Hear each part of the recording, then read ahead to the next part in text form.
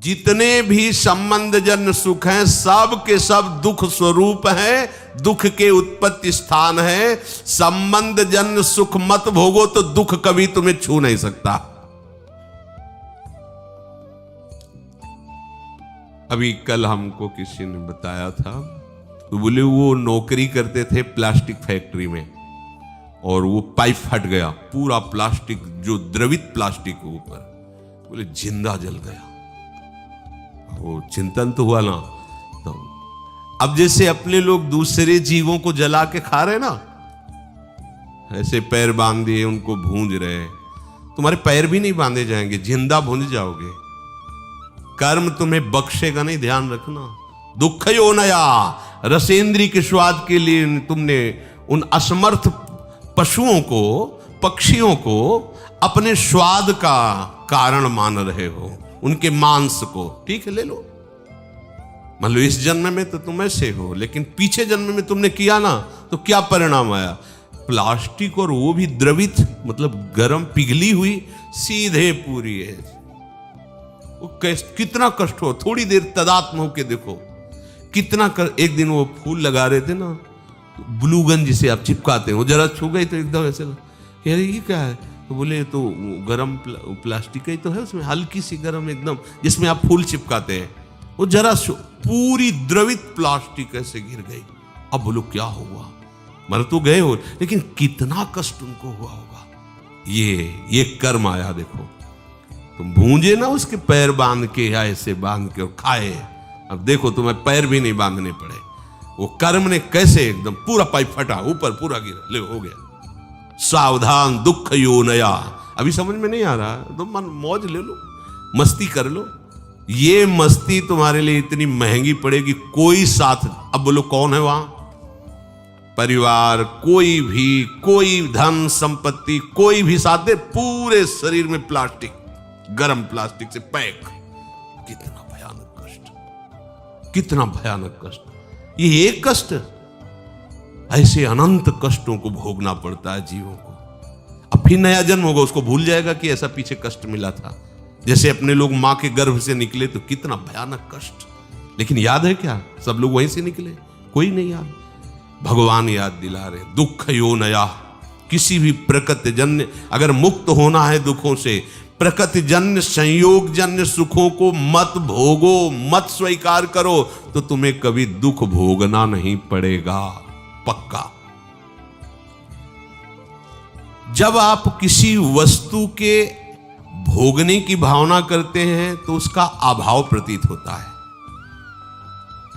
अगर ये भोग मिल जाए तो मुझे, उसकी शुरुआत ही दुख से हो रही है, जलन से हो रही है, और उसके संयोग प्राप्ति में तुम्हारी जलन होने के कारण सुखानुभूति हो रही है, उसमें सुख नहीं है।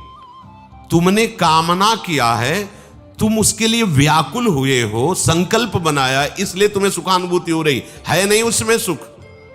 ध्यान रखना, वो भास ऐसा ही रहा है जैसे स्वप्न में। स्वप्न में लग रहा है बहुत अच्छा अच्छा खा रहे, पर पेट भरा क्या? कुछ नहीं। स्वप्न में भी तो सारी क्रियाएं होती, क्या होता है? कुछ होता है क्या? जागृत में ठीक वैसे ही भ्रम है। अगर तुम्हें उस सुखद वस्तु का भावना बने कि ये सुखद है, तो आपको कभी भी दुख नहीं मिल सकता। पर हम पहले किसी भी वस्तु, आज पूरा प्राणी समुदाय चेष्टा केवल सुख के लिए कर रहा है, केवल सुख के लिए। परिणाम सबको दुख मिल रहा है। जो प्रभु की तरफ चले वो धीरे धीरे दुख से निवृत्त होते हुए परम सुख की तरफ जा रहे हैं। भले आज शरीर दंड भोग रहा है पीछे के कर्म का, लेकिन आगे प्रकाश है, क्योंकि भगवत मार्ग में चल रहा है। वस्तु के अभाव का दुख जितनी जोर का होगा, मिलन में तुम्हें उतना ही सुखानुभूति होगी। ये ब्रह्म ऋषियों का मनन है। वस्तु के भोग का जितना गाढ़ चिंतन होगा, उतने ही तुम्हें उस भोग में सुख लगेगा, है नहीं? लगेगा। और जितना तुम उसमें सुख अनुभव करोगे, उससे अनंत गुना बढ़ के तुम्हें दुख मिलेगा। ये सिस्टम है, ये है नियम है, इसीलिए देख लो सब दुखी है, सब शांत है। भोगी व्यक्ति कभी सुखी नहीं हो सकता, दुखों से बच नहीं सकता, क्योंकि जितने भी भोग है सब दुख योनया, भगवान कह रहे हैं। भगवान के दुखालयम, यहां दुखालयम में तुम सुख भोगना चाहते हो, भगवान कह रहे दुख योनया, हट जाओ, शरीर राग से हट जाओ, केवल जीवन निर्वाह मात्र, धर्म रक्षा के लिए, कर्तव्य पालन के लिए उचित शास्त्रीय विधान के अनुसार भोगों को स्वीकार करो, इसी जन्म में आनंदित हो जाओगे। अगर आप केवल भोगों में ही सुख मान करके रत हो तो परिणाम ताप संस्कार दुखैर गुण वृत्ति विरोधाच दुखमेव सर्वम विवेकिनः। तुम्हें 3 प्रकार के दुख वर्तमान में ही भोगने पड़ रहे हैं, देख लो। परिणाम दुख, पीछे जो कर्म किए उनका परिणाम भोग रहे हो। परिणाम दुख और ताप दुख और संस्कार दुख, ये 3 सुख भोगने वाले को भोगना ही पड़ता है। देखो, सुख भोगने वाले के लिए लिखा है, जो संसार में सुख भोगने की वृत्ति लिए हुए उनको ये अपने आप 3 दुख भोगने पड़ते हैं, परिणाम दुख, ताप दुख और संस्कार दुख।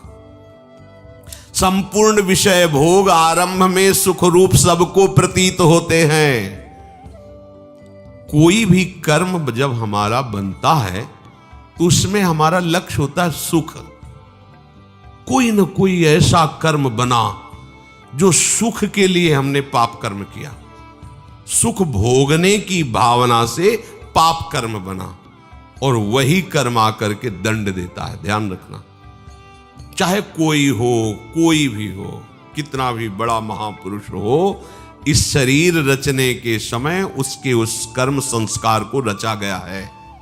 इतनी अवस्था में तुम्हारे ये रोग होगा, इतने ये प्रारब्ध भोग है, ये आएगा, अपना रूप विस्तार करेगा। लेकिन ये भजन का, ये भगवत शरणागति का प्रताप, वो बस कवच बन करके उसकी रक्षा करता है, ना उसे भय होने देता है, ना शोक होने देता है। अब ये शरीर छूटा, पीछे सब गोदाम में आग लग गई, अब उसमें एक भी कर्म ऐसा नहीं जो जग सके या नवीन हमें बंधन दे सके, खत्म। आगे जो कर्म हो रहे हैं भगवद अर्पित हैं, वो खत्म। प्रारब्ध जो है धीरे धीरे खत्म होता जा रहा है, और उसको कैसे भुगवा रहे? कृपा कवच से। सत्य कहते हैं, अगर प्रियाजू की शरण में ना होते तो रोज हम ऐसे जलते जैसे किस तवा में रोटी सेकी जाती है, ऐसे जलते और मनाते कि ये शरीर छूट जाए तो अच्छा है। मनाते, कहाँ इतनी अर्थव्यवस्था, कहाँ ऐसी सेवा, कहाँ ऐसा हृदय की विश्राम स्थली, कहाँ हृदय को लगाते, किस पर लगाते? जिस पर लगाया था वही धोखा दे रहा था। क्या होता थोड़ी देर भी तो बिल्कुल एकदम जैसे जल में कमल का फूल रहे, ऐसे प्रियाजू रख रहे। संपूर्ण विषय भोग आरंभ में सबको सुख रूप प्रतीत होते हैं, और वही कर्म, वही विषय भोग परिणाम में महान दुख प्रदान करता है। एक सत्य घटना, ब्याह हुआ, पत्नी आई, तो जैसे परस्पर स्त्री पुरुष आसक्त हो जाते, ऐसे पति आसक्त हो गया। पत्नी का पहले से कोई प्रीतम था, वो जब उनके दृष्टि में ब्याह होने के बाद पुनः आया तो उसने रोकर कहा, हम तो आज तक तुम्हारा ही इंतजार कर रहे हैं, और जिएंगे तुम्हारे लिए और मरेंगे तुम्हारे लिए। अब ये तुम सोचो कि तुम्हारा प्यार कैसा है। तो उसने कहा, इस बार हिसाब हो जाएगा, हम मायके आ रहे हैं, वहीं बुलवाएंगे इनको। मायके गई और वहां से फोन किया कि आपके बिना हमारा दिन नहीं कट रहा, माता पिता तुरंत भेजेंगे नहीं, आप 1-2 दिन के लिए आ जाइए। आ गए। वो जो बहुत ज्यादा चिपकती है, नाक मुंह में लगा दिया उसको, फेब्रिक है, और उससे हाँ क्विक क्या, हाँ वही नाक जैसे खवा पिया के लेटा दिया, और मित्र को बुला लिया और नाक में और मुंह में वही भर दिया, मिनट में एकदम जाम।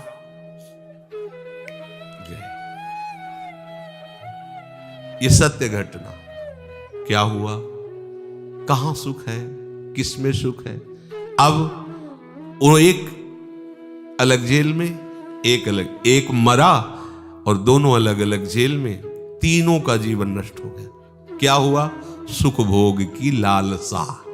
देखा, अब अगर हम ऐसे ना समझाए तो लगेगा भगवान कह रहे दुख होने आए, ऐसे दुख होने आए। धर्म से चलोगे, भगवत भजन करोगे, धर्म के निर्वाह के लिए विषय स्वीकार करोगे तो आप सदैव सुखी रहोगे, इस लोक में भी और परलोक में। धर्म विरुद्ध आचरण करोगे, सुख भोग के लिए भगवान की आज्ञा को उल्लंघन करोगे तो न यहां सुख पाओगे न वहां सुख पाओगे। लिख लो ये बात, आज भले मुस्कुरा लो, कल मुस्कुराहट में जहर होगा। मान लो बात, ये भगवान की बात है। दुख यो नया, जगह जगह ये सुख की लालसा ऐसा नष्ट कर देती है। मेजर पदवी पर आर्मी में थे, भ्रमण करने से सब, बहुत सुंदर उनका बंगला था, बहुत सुंदर व्यवस्था उनकी थी कानपुर में। सामने मिठाई की दुकान थी, पंजाबी शरीर था उसका, सामने मिठाई की दुकान। अब वो आर्मी के तो 4-4, 5-5 महीने बॉर्डर में ही लगे हुए हैं, तो उसका उससे मित्रता हो गई मिठाई वाले की दुकान से। गेटमैन रहता उसके यहाँ, पर जब मालकिन का आदेश है तो गेटमैन क्या रोकेगा। अच्छा, वो जब आते थे तो सूचना दे के आते थे कि 1 महीने की छुट्टी या 2 महीने की छुट्टी, तो सावधानी हो जाती थी। उन्होंने सूचना दी नहीं, अचानक आ गए, उधर से निकलना हुआ होगा, सोचा होगा आज रात यहां रुक जाते हैं फिर चले जाते हैं। तो गेटमैन ने कहा साहब अंदर नहीं जा सकते। दिमाग खराब, मेरा घर मेरा परिवार, तू कह रहा। बोले मालकिन का आदेश, एक थप्पड़ जब मालकिन का आदेश। अब गेटमैन की कितनी ताकत, जैसा सिखाया गया था वैसा, और उसको तो पता नहीं था। वो अंदर जाके तो उसने कहा ऐसा तो हम सोच भी नहीं सकते थे कि आप दोनों थे, दोनों ने मिलकर उसका वो ही मार दिया, आर्मी के मेजर को, और गाड़ दिया वहीं। बड़ा ऐसा मकान वैसे, वो पहुंचा नहीं, वहां सरकारी जांच हुई, कहां से कैसे क्या पता चला। 1 दिन के लिए घर गया था, वहां से फोर्स आया, गेटमैन से पूछा, तो उनकी पिटाई एक अलग कोटि की होती है। वो 1 मिनट में बताया हाँ साहब आए थे, अंदर जाते देखा, बाहर निकलते नहीं देखा। अंदर से जब पिटाई शुरू हुई अंदर वालों की, उन्होंने बता दिया तुम्हें मेजर साहब गड़े हुए हैं। क्या हुआ? भयंकर, तीनों को कष्ट। एक को पत्नी के राग में मृत्यु दंड मिला, मार दिया ना दोनों ने मिलकर, और दोनों को ऐसे सरकारी आदमी के मारने के लिए उनको दोनों को सजा मिली। क्या सुख, दुख ही होना यह। और ये कार्य कैसे हुआ था? सुख भोगने के लिए। जितना भी आप धर्म रहित आचरण करेंगे कहीं भी त्रिकाल में, ये तो ब्याज हुआ उस कर्म का। परिणाम जो आएगा वो तो आगे मिलेगा। बड़ी जेल है नरक, ये छोटी जेल है यहाँ की। यहाँ जो डंडा चलते हैं, फांसी मिलती या और जो भी कष्ट, ये ऐसा मान लो कि ब्याज मिलता है, और मूल हिसाब तो आपको बड़ी नरक में मिलेगा, जो यमराज के दरबार की, यहाँ के जेलर यमराज हैं, वहां जो मिलता है। वहां ऐसा नहीं होता कि 10-5 कोड़े मार दो या 10-5 साल की जेल दे दो। एक एक कष्ट को कल्प कल्प तक भोगने के लिए दंड दे दिया जाता है। अब जीव है, वहां मरना तो है नहीं, यातना देह में पड़ा भोगता रहता है। दुख यो नया भगवान के वचन है, इसलिए ये परिणाम दुख है। धर्म विरुद्ध आचरण, भागवतिक आदेश के विरुद्ध आचरण करोगे, कभी भी कहीं भी सुखी नहीं हो सकते, चाहे जितना दान पुण्य कर लो। दान पुण्य एक अलग कर्म हो गया और वो पाप कर्म एक अलग कर। अगर कट सकता है तो एक ही काट सकते हैं, वो केवल भगवान है। मामेवे प्रपद्यन्ते माया में ताम, वो कह रहे हैं हम त्वाम सर्व पापेभ्यो मोक्षयिष्यामि मा शुचा। दूसरे व्यक्तियों के पास अपने से अधिक भोग देखने से या इच्छानुसार भोग भोगने की इच्छा से, भीतर में जो भोगों की इच्छा है पर शरीर में सामर्थ्य नहीं, किन्हीं कारणों से, या जिससे हम अपना प्रेम संबंध स्थापित किए हैं वो हमसे प्यार ला करके, और से, इन सब कारणों से एक ताप हृदय में पैदा होता है, जलन। जिसको कहते हैं हम डिप्रेशन में जा रहे हैं। प्रभु को नहीं पकड़ा है तो डिप्रेशन में नहीं जाओगे और कहां जाओगे? अभी तो कम डिप्रेशन है, ऐसी जगह भेजे जाओगे जहां डिप्रेशन है, वहां कहीं शांति नहीं, एक क्षण के लिए भी शांति नहीं। आओ ऐसी जगह में जितनी गलतियां होंगी सब क्षमा हो जाएंगी। बहुत करुणा में सरकार है, अति उदार भी सुंदर। मान लो, इनकी शरण में हो जाओ, दुख से बचने के लिए शरण में हो जाओ। भगवत प्राप्ति, परमानंद और प्रेम ये तो सब आगे की बातें। इन दंडों से बचने के लिए हो जाओ कि ये राष्ट्रपति हैं, जैसे न्यायालय से पास हो गया कि अब इसे फांसी मिलेगी, राष्ट्रपति माफ कर सकता है। अहम त्वाम सर्व पापेभ्यो, आओ तुम सर्वधर्मान परित्यज्य मां में खुला दरबार है श्री कृष्ण का। कह रहे आ जाओ, माफ कर दूं। अरे चल पड़ो ना, काहे को पीछे लौट रहे हो? पीछे लौटोगे हर जगह धोखा ही धोखा है। पाए जान जगत में सब जन कपटी कुटिल कलयुगी टंचु। ये ताप होता, जलते रहते हैं। कौन कौन सा? अपने से अधिक भोग देखकर हृदय जलना, इच्छानुसार भोग ना मिलना। इच्छानुसार भोग है पर भोगने के सामर्थ्य। बड़े लीला बिहारी, जब भूख थी तब भोजन ले, जब भोजन है तो भूख ले। लीवर खराब, ये खराब, वो खराब। जब लीवर काम कर रहा था तो रोटी ले मिल रही थी, और जब रोटी की व्यवस्था होगी तो लीवर काम नहीं कर रहा। ऐसा उसका खेल लीला विचित्र है। जलो जलो बैठो। जब भोग सामग्री नहीं थी तब भोग सामर्थ्य थी, और जब भोग सामग्री आई तो भोग सामर्थ्य खो गई। जल बैठे देख देख भोगों को और जलता रहे पूरा संसार। अब चाहे जितनी दवाइयां खा ले, बड़ा विचित्र खेल, बड़ी सूक्ष्मता से मारा जा रहा है, वो समझ ही नहीं पा रहा है। भोग भोगने की सामर्थ्य नहीं पर भोग इकट्ठा है, जल रहा है। अब भोग की सामर्थ्य है पर दूसरे के पास वो भोग है नहीं, उसके पास वो देख देख के जल रहा है। और भोग है और भोग भोगने की सामर्थ्य भी है पर भय लगा हुआ कहीं तीसरा छीन न ले, ये जल रहा है। कह रहे कि ये ताप दुख किसी को नहीं बख्शता। परिणाम दुख पहला और ये दूसरा ताप, अधिकतर इसी ताप दुख से जल रहे हैं। और तीसरा है संस्कार दुख। यद्यपि ये साधकों में भी पाया जाता है, वो नहीं चाहते हैं भोगना पर पूर्व संस्कार वश उसे विवशता हो रही और वो दुख भोग रहा है। ये साधक मिटा सकता है, तीनों दुखों को मिटा सकता है। भगवद आश्रित होकर विवेक के द्वारा परिणाम दुख को भोग करके निपटा देगा। जैसा भी परिणाम आया है हमारे ही कर्म का परिणाम है, पर हम प्रभु की शरण में उनकी स्मृति के बल से, उनके आश्रय के बल से इस दुख को सह सकते हैं, परिणाम दुख को। और ताप वाला दुख इसलिए नहीं होता उपासक को, क्योंकि उपासक का लक्ष्य परमात्मा प्राप्ति है। वो इस सब पचड़े को पहले ही त्यागने की चेष्टा में रत है। संस्कार दुख होता है, जैसे पूर्व का संस्कार है अधिक कामी होना, अधिक क्रोधी होना, जिन कारणों से हमें भगवत प्राप्ति नहीं हुई, वो कारण हमारे अंदर विराजमान संस्कार, वो हमको बार बार खींचते हैं, पर हम भ्रष्ट नहीं होते। उपासक उनसे लड़ता है, उपासक उसको समझता है ये हमारी कमी भगवत प्राप्ति नहीं होने दी, अब ये कमी हम रहने नहीं देंगे। प्रयासरत रहता है, फिसल भी जाए तो भी प्रयासरत रहता है। वो इस संस्कार दुख को मिटा देता है, तभी तो जीवन मुक्त होता है। ये तीन प्रकार के दुख बख्शते नहीं है किसी को भी, यदि आप भगवत प्राप्ति के मार्ग पर आरूढ़ नहीं हुए तो। बड़ा दुखमय जीवन है, ये समझ नहीं पा रहे अपने लोग। अरे कब तक चैन से जियोगे? मरना है भाई, फिर नया शरीर मिलना है।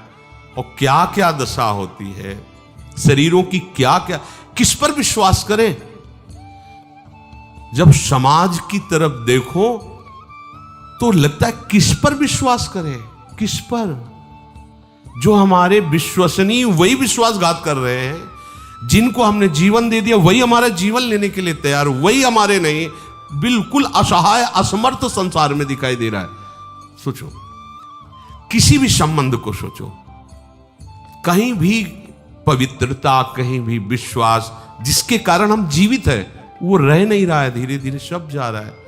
बूढ़े माता पिता है, पुत्र सोचता है मरे तो प्रॉपर्टी आवे, कैसे मरे, कहां कहां कितना कितना वर्णन करे इस माया के स्वरूप का। एकमात्र भगवान की शरण ही तुम्हें बचा सकती है। कोई तुम्हारा नहीं, मान लीजिए कोई तुम्हारा, साहब छल कपट का चरित्र माया का भरा हुआ है। अगर आप थोड़ा भी भजन करेंगे तो आपको समझ में आने लगेगा।